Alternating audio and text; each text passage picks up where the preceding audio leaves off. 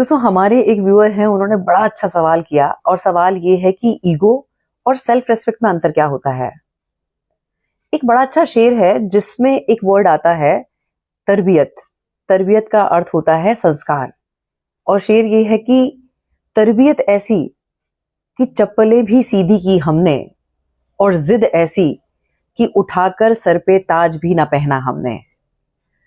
अगर हम ध्यान से समझें तो ईगो और सेल्फ रेस्पेक्ट में एक बहुत बारीक सा फर्क होता है, पर यही फर्क लाइफ में एक एटीट्यूड बनाता है, हमारे ऑरा को नेगेटिव और पॉजिटिव यही अंतर बनाता है।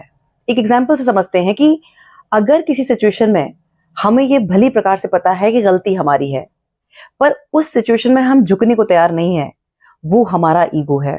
और ये नोट कर लें कि देर सवेर यही ईगो हमारे पतन का सबसे बड़ा कारण होगा, क्योंकि अहंकार रावण का भी नहीं रुका और अहंकार ही उसके पतन का सबसे बड़ा कारण था। तो हमें ईगो नहीं रखना है। पर किसी सिचुएशन में हम अपना 100% दे रहे हैं, पर सामने वाला हमारे इमोशंस की कदर नहीं करता है, तो वहां जो हमें निर्णय लेना है वो अपनी सेल्फ रेस्पेक्ट को देख के लगना है।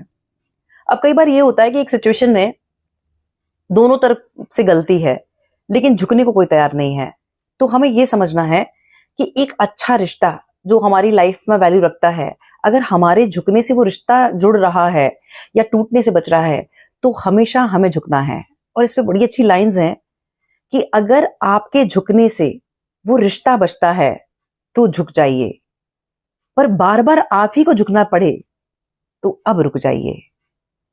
तो यहां रुकना सेल्फ रेस्पेक्ट है, और जब हम अपनी गलती को जानते हुए भी मानने को तैयार नहीं है, वो ईगो है। तो लाइफ में जो भी निर्णय लें वो सेल्फ रेस्पेक्ट को ध्यान में रख के लें, आपकी जीत निश्चित है। बहुत बहुत आभार। नमस्कार। जय श्री राम।